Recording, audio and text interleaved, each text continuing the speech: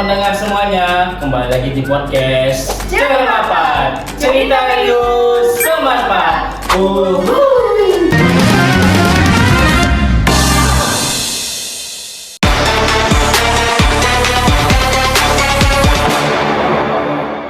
Perkenalkan, saya Yuda, dan hari ini saya ditemani oleh rekan saya Karina.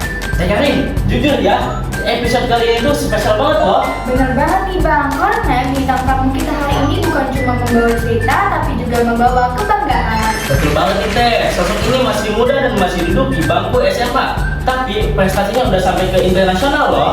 Wah, keren banget ya Bang. Dan yang makin bikin kita bangga lagi, dia berasal dari lingkungan yang sama kayak kita juga loh Bang.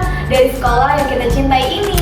Mungkin teman-teman pendengar sudah mulai bertanya-tanya, siapa sih sebenarnya tamu kita hari ini? Nah, daripada makin penasaran, sekarang saatnya kita kenalkan bintang tamu kita hari ini adalah Muhammad Ibnu Alan, siswa kelas 10-4 SMA Negeri 4 Pandeglang yang berhasil menembus tim nasional futsal Indonesia U16 dan membawa Indonesia meraih juara 1 ASEAN Boys Futsal Championship 2025 di Thailand. Halo. Selamat datang di podcast Cermapat. Gimana kabarnya hari ini? Alhamdulillah baik. Sebelumnya terima kasih sudah mengundang saya di sini. Wah, senang banget nih bisa ngobrol langsung dan sharing-sharing tentang pengalaman kamu ya Alan. Sebelum kita mulai, boleh nggak ceritain sedikit gimana awal kamu tertarik sama futsal? Awal tertarik di futsal dari kelas 2 MTS, ikut turnamen kecil, 3 MTS ikut 3 API. Terus di Pandeglang lolos ke provinsi, habis di provinsi ke nasional. Di situ ada yang dipanggil ke Seleknas Timnas U16 buat persiapan di Thailand.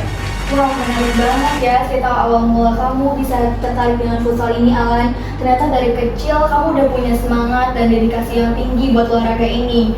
Nah, kita lanjut ke cerita perjalanan kamu yang lebih jauh nih. Setelah mulai serius menekuni futsal, pasti ada banyak sekali pengalaman dan perjuangan yang membawa kamu ke titik ini. Jadi, kita langsung masuk ke segmen selanjutnya. Ada beberapa pertanyaan utama yang kita siapin buat kamu. Oke, kita masuk ke segmen pertanyaan itu perjalanan karir kamu. Bisa ceritakan bagaimana proses dan perjuangan yang kamu jalani dari awal menekuni futsal sampai akhirnya bisa masuk ke timnas futsal Indonesia? Proses saya tidak mudah sih. Setiap pulang latihan saya berlatih disiplin untuk meningkatkan kemampuan saya, dan saya juga yang paling susah itu menjaga konsisten saya sih. Nah, tadi itu kan perjalanan awal karir kamu ya Alan. Kira-kira kamu udah punya planning belum nih rencananya kamu setelah lulus sekolah ini mau kedepannya mau gimana? Setelah lulus sekolah saya mau kuliah dan lebih ke perguruan yang tinggi supaya bisa meningkatkan kemampuan saya dan tim lain tertarik. Jadi selain kamu fokus di futsal ini, kamu juga mementingkan pendidikan kamu juga ya. Nah, setelah resmi bergabung dengan timnas, gimana rasanya menjadi bagian dari timnas futsal Indonesia dan apa tantangan terbesar yang kamu rasakan selama di sana? Bergabung dengan timnas futsal Indonesia adalah impian akhirnya terwujud. Rasanya bangga. Justru itu dibantu dengan doa kedua orang tua dan juga support dari teman-teman saya. Jadi selain orang tua, teman-teman kamu juga banyak banget mendukung kamu dan support kamu selama ini ya? Ya, tantangan saya di sana beradaptasi dengan teman di sana, lainnya berlatih, bangun pagi, dan sarapannya harus dijaga. Dan pola tidurnya. Wah, pasti di sana lebih ketat juga ya Alan ya. Iya, betul. Pasti kerasa banget perbedaan levelnya ya. Tapi itu juga yang bikin kamu bisa terus berkembang. Keren banget pokoknya. Nah, kita masuk ke pertanyaan selanjutnya. Kalau di lapangan, kamu itu berposisi sebagai apa? Apakah posisi kamu itu sangat penting dalam permainan futsal tersebut? Posisi saya di anchor sangat penting dalam pertandingan. Kayak otaknya dalam futsal itu segala mengatur serangan, permintaan yang kayak cantik ke teman. Paling cantik ya Bang.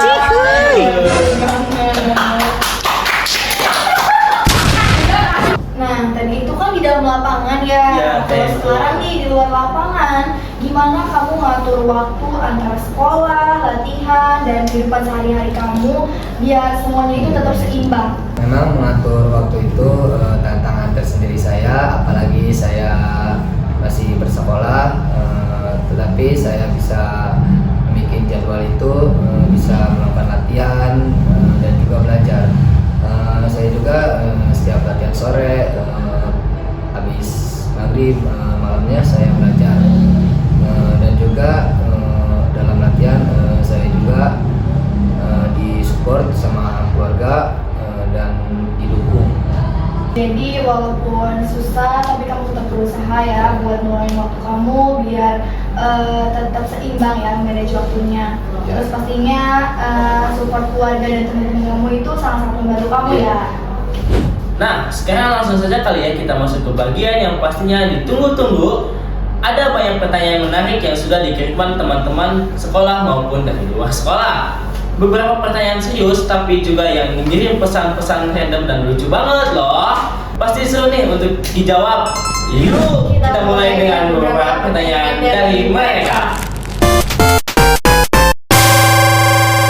Nah, di sini kan ada beberapa pertanyaan nih Bang ya. Betul banget nih Teh. Kira-kira kita mau pilih pertanyaan yang mana dulu nih ya Bang buat Alan? Gak tau banget nih Teh, soalnya pertanyaan itu random banget loh dan lucu-lucu loh. Iya, macam-macam juga ya. Iya. Oh ini nih, ada ini nih. Gimana tuh Teh? Katanya, Alan, gimana rasanya waktu ditarik naik singa? Dan ada juga cerita katanya Alan naik burung. Wah itu kayak semua gitu ya. Seru banget sih, Kayak di bawah gitu ya. Iya. Perasaan saya ada malunya, Malunya ya. Oh itu karena apa malah ya? Malunya kenapa tuh Lan? suruh ini. Dada-dada ya. Iya. Dan senangnya bisa disambut di SMA 4 Pandeglang. Seneng banget ya. Ya, itu salah satu sambutan ya Lan, Iya. dari sekolah kita. Ini kita langsung aja ke pertanyaan selanjutnya nih. Langsung Apa aja. mau dipilih dulu? Pilih-pilih dulu Pilih ya. Bang ya. Coba kita lihat dulu. Pertanyaan dari siapa ya? Wah ini ada nih dari Rezki Virus KY. Alan, di sana makan apa aja? Sebutin rasanya makanan Thailand. Wow, kalau Thailand kayak gimana tuh Lan? Ya Lan, bagaimana tuh makanan Thailand? Di makannya itu di sana disediakan sih. Disediakan. Ya sama aja kayak makanan di Indonesia. Ada apa? Tapi di sana mah nggak ada kayak ayam gitu. Enggak ada, adanya apa itu Bang? Adanya kayak daging sapi. Sapi. Kayaknya. Oh, Iya. selain itu ada apa lagi? Ada sayur juga, Sayur ya. sosis, Enak-enak semua kayak gitu ya. ya. Dan makannya juga teratur gitu. Oh iya, pastinya itu teratur ya.